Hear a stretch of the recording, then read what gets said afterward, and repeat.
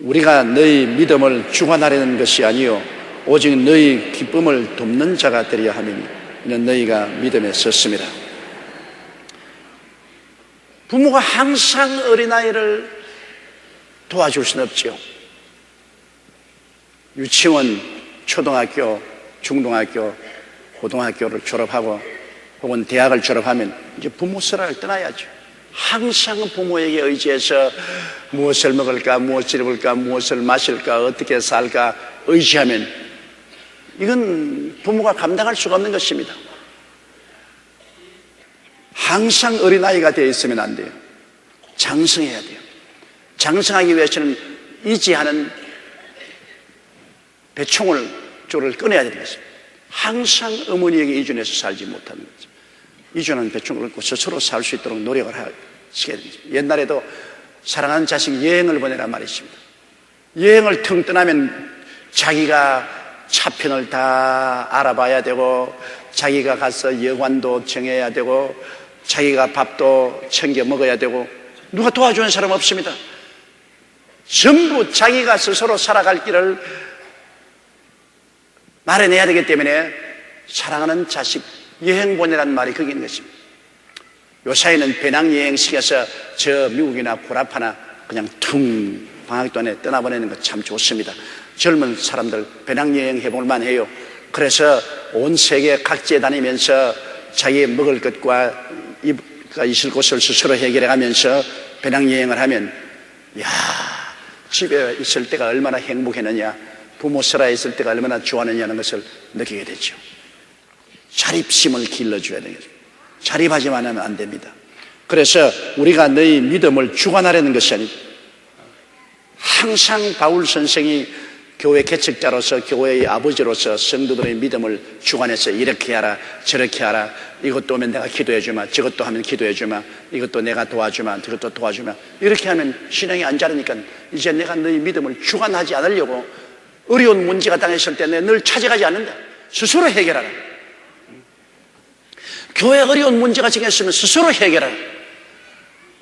너희 재직들이 모이고 혹은 당회가 모여서 잘못한 사람은 스스로 판단해서 징계하고 혹은 필요한 사람은 교회에서 축출도 하고 의식기도 하고 이렇게 해야지. 밤낮 문제 생기면 빨리 바울 선생 오소서, 우리가 어려우니 와서 해결하여 주소서, 이렇게 하면은 완전히 그들의 신앙이 바울 선생에게 매어 달려있고 성장 발전할 수가 없는 것입니다. 그러므로 바울 선생은 말씀하기를 내가 안 간 것은 우리가 너희 믿음을 주관하려는 것이 아니요 오직 너희 기쁨을 돕는 자가 되려 합니다. 사람은 스스로 일할 때 기쁨이 생깁니다. 왜냐하면 이존에 있으면은 자기가 성취한 일이 없기 때문에 성취감이 없죠. 무엇이라도 자기가 조그마한 거 만들어 놓으면 내가 했으니까 기쁘지 않아요. 야 이거 내가 했다, 상당히 기쁨을 느끼는 것입니다. 남이 다 해주면 기쁨이 없죠. 그럼 바울 선생이 너희가 스스로 신앙생활을 하고 결정을 함으로 성취감이 오고 기쁨이 오는데 우리가 뒤에서 도와주기를 원하는 것이지. 우리가 다 성취해버리고 너희들에게는 아무런 성취감도 없고 기쁨도 없으면 무슨 소용이느냐. 우리가 처음 나가서 예수 믿고 구원받으라고 전도해가지고서 한 사람이 회개하고 죽게 나오면 상당히 성취감이 생깁니다. 야 성령님이 나도 사용하시는구나. 야 내 말을 듣고 전도해서 참 구원 기쁘다. 성취감이 있는데 셀리드가 밑 데리고서 당신은 가만히 있어, 내가 다 전도할 테니까 구경만 해.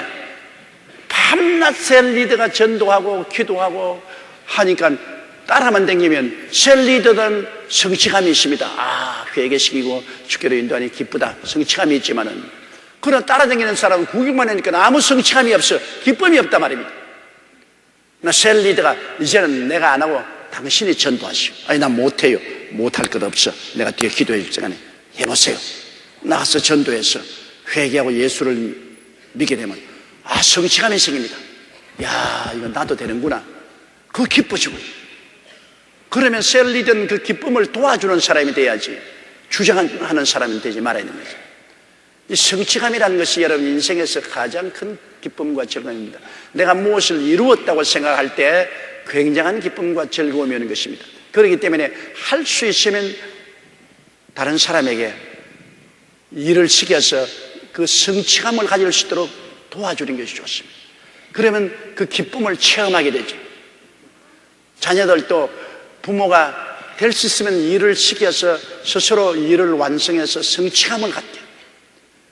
그러면 굉장히 기뻐하고 자랑스럽게 됩니다. 야, 내가 이런 일을 다 할 수 있었는가. 그 성취감이 생기죠. 전부 다 얘라, 너는 못한다. 너는 가만히 있어. 그리고 내가 다 해주마. 그러면 자식들은 아무 성취감을 느끼지 못하고 기쁨을 느끼지 못하는 것입니다. 그러므로 여기 바울 선생은 너희 기쁨을 돕는 자가 되리 함이니 너희가 믿음에 섰습니다. 이미 여러분 예수 그리스도를 구주로 믿고 말씀에 서서 그릇만 믿음을 하기 시작하면 믿음에 선 사람입니다. 주일날 오고 11조 드리고 말씀 읽고 기도하고 그러면 벌써 그릇만 신앙이라도 이미 신앙에 선 사람입니다. 그럼 될 수 있으면 그 사람들이 스스로 하도록 자꾸 도와줘요. 기쁨을 체험하면 굉장한 힘이 있지요. 오순절 전에 예수님의 제자들은 전부 두려워하고 불안해서 숨어 있었습니다. 그러나 오순절 날에 성령이 임하시자 성령에 충만하니 그들이 기쁨이 충만해지니까 굉장한 힘이 생겨가지고서 죽기 아니면 살기로 나가서 전도해서 예루살렘과 유대와 사마리아의 복음으로 충만케 하고 나중에 로마까지 뒤엎어버렸습니다. 기쁨이 생기면 어마어마한 힘이 생겨서 일할 수 있는데 기쁨이 사라지면 아무것도 하고 싶지 않습니다. 우리 예수 믿는 사람에게 기쁨이란 기도에서 성령으로 충만한 것입니다. 성령은 바로 기쁨입니다. 성령이 오면 말로서 표현할 수 없는 기쁨이 오죠. 그러므로 우리가 말씀을 읽고 열심히 기도해서 성령 체험을 종종 해야 됩니다. 성령 충만했으면 또 재충만하고 또 재충만했으면 또 기도해서 또 재충만하고 그러면 마음속에 황홀감이 늘 있기 때문에 열심으로 주를 위해서 일할 수가 있는 것입니다. 제일 우리 신앙생활에 중요한 것은 말씀 읽고 기도를 많이 해서 성령이 충만한 것입니다. 성령이 충만하면 기쁨이 있어요. 기쁨이 있으면 살아갈意欲과 용기가 있는 것입니다. 그것은 개인의 삶에도 반드시 엑스타시, 황홀의 체험이 있어야 되고 가정에도 항상 기쁨을 가져올 수 있는 기회를 만들어서 엑스타시가 있어야 되고 사회도 기쁨을 가져올 수 있는 그러한 사건들이 있어야 되는 것입니다. 그러면 개인도 가정도 사회도 활기차게 돼요. 기쁜 소식이 없이 늘 우울하고 슬픈 소식만 있으면 사람들이 다 낙심하고 좌절하게 되는 것입니다. 이러므로 바울 선생은 말하기를 내가 너희를 근심하게 하면 나의 근심하게 한 자밖에 나를 기쁘게 하는 자가 누구냐. 내가 너희에게 근심시켜놓고 나면 너희들이 근심해서 나에게 기쁨을 주지 못하면 나도 목회할 의욕도 사라지고 너희들도 교회에 와서 예수 믿는 의욕이 사라지지 않겠냐 그 말인 것입니다. 4절요.